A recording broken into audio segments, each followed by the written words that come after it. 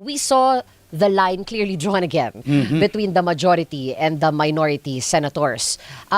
Pero kasi si Senator Cheese nanggaling sa kampo dati nila ni Alan Peter Cayetano before, 'di ba? Tapos ngayon nung lumipat siya sa mayorya, nakita natin na ganun pa rin. There's still a great divide. At talagang ipinaglalaban ng Cayetano siblings na hindi dapat tayo magkaroon ng pagboto o pagpalit ng presiding officers. May nakikita ka po ba? Might there be a play somewhere dito sa nangyaring voting and the minority versus majority rift, attorney?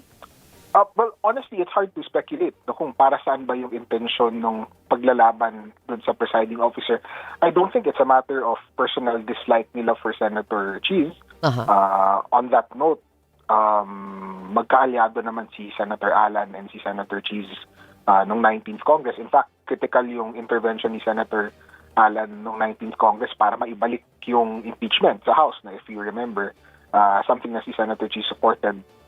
I think in the final analysis, yung effect nung whole debate na yun, and buti na lang talaga na terminate siya to Senator Gatchalen's credit na terminate yung usapin na iyon ng maaga. Yung ultimate effect may have been to discredit the process. So I'm not saying na yun yung objective, but kung nagkakaroon kasi ng questions about kung sino yung dapat na presiding officer, despite what I think is a clear constitutional text na doesn't really regulate kung sino yung presiding officer for this, parang na-undermine yung integridad ng proseso kasi ngayon parang may tanim na naman na kung gusto nila i-question to later on or may gusto mag-question to later on sa Korte Suprema, mayroong basehan na naman para umakyat dun sa ating pinakataas na korte. So I think yun yung possible na effect niya. But whether yun talaga yung intent, I don't want to speculate or cast motives sa senator judges.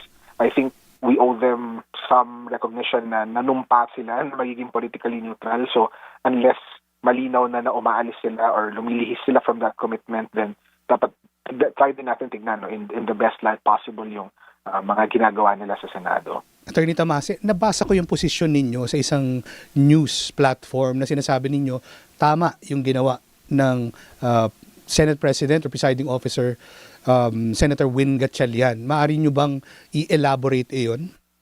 Yes. So, gusto ko magsimula doon sa posisyon na hindi kailangan ng abogado para mag-preside sa impeachment trial. In fact, one of the more from a critical constitutional law perspective lang, disturbing things na nagde-develop over time is parang mas nagiging judicialized itong proseso na ito. And therefore, we need to rely on lawyers more. Yung design ng impeachment is proseso siya ng Senado. Yung Senado ay hindi naman necessarily kinabibilangan ng mga abogado.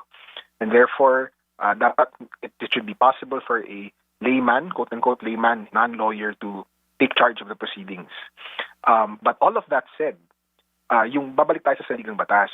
At ang malinaw lang naman sa teksto ng saligang batas ay yung Chief Justice ang magpe-preside pag Pangulo ang ini-impeach, tapos tahimik na siya doon sa ibang bagay.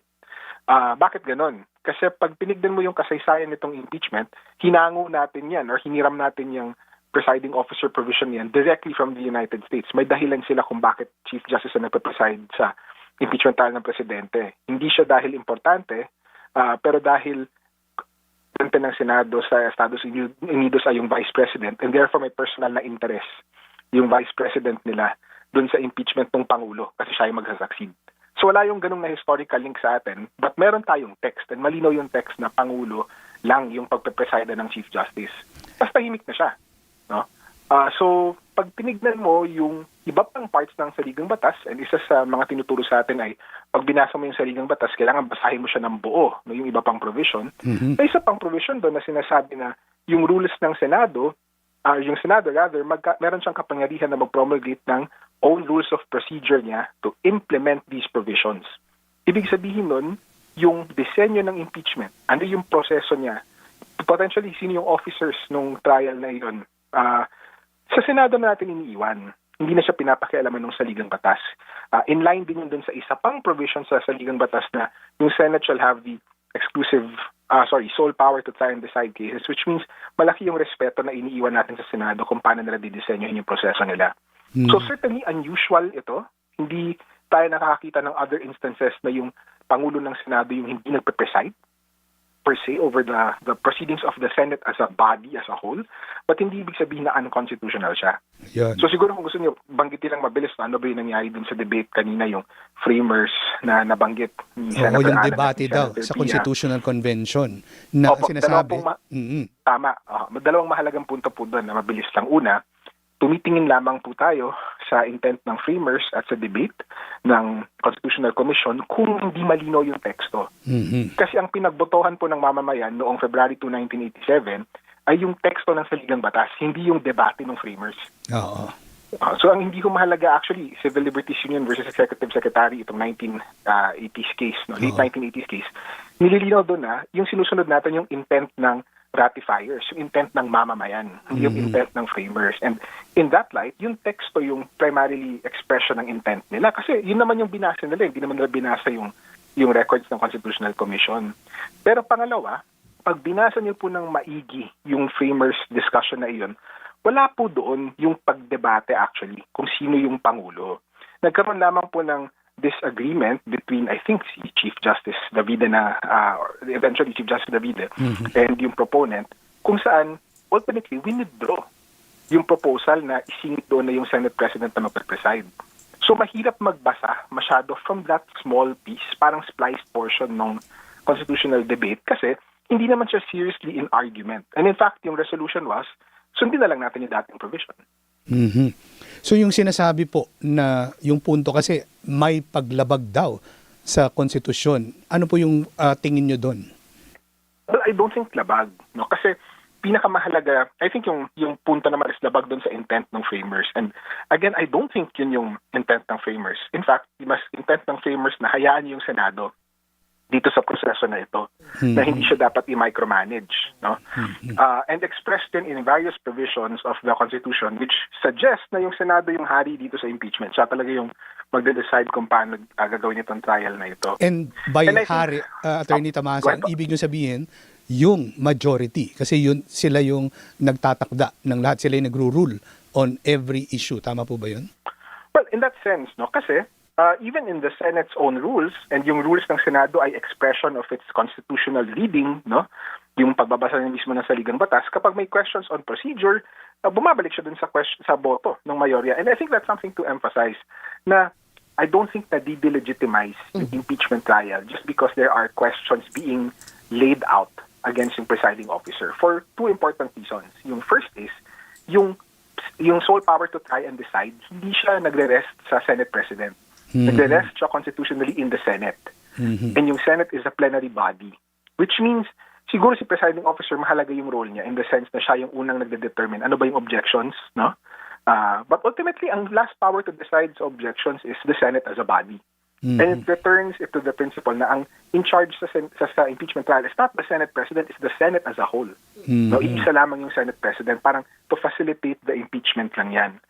Well, and I think the second point is, itong mga technicalities na ito, I think they risk undermining yung proseso na to, which is really about yung katotohanan, yung truth-finding character ng impeachment.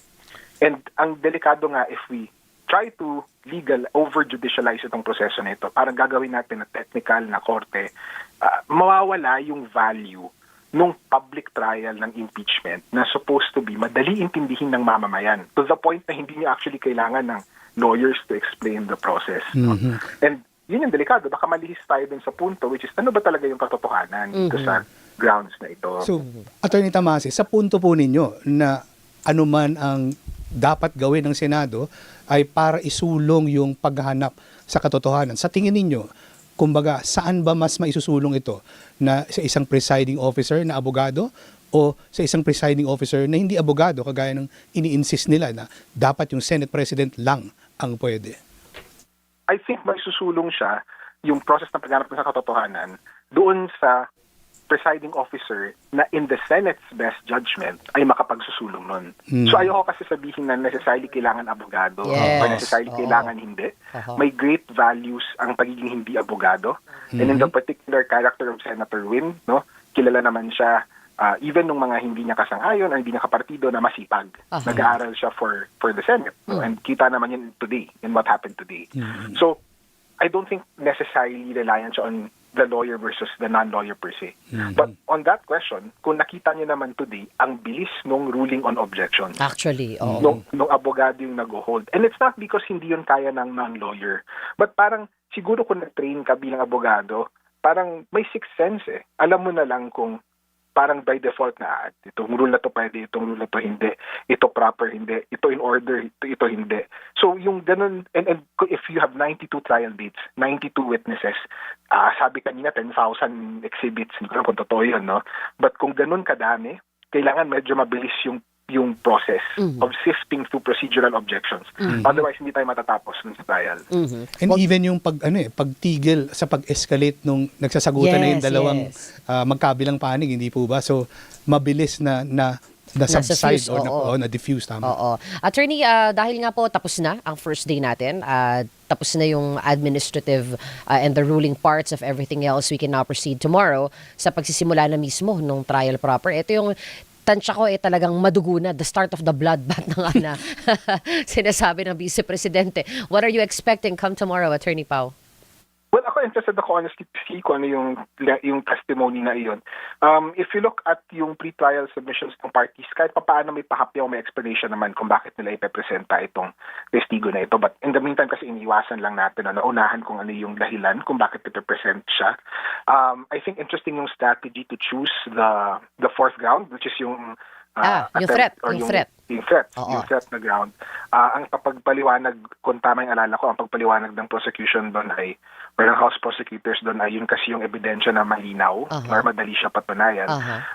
I think interesting to see how idedepensa din siya. Kung ano yung questions na pwedeng tanungin doon sa mga testigo. So base lang kasi doon sa mga ilalabas nila, I think they want to establish two things. One is yung credibility of the threat. No, na hindi lang yung parang nasabi lang out of anger. Hindi lang siya parang nabwisit lang si VP Sara, so nasabi niya yun, no?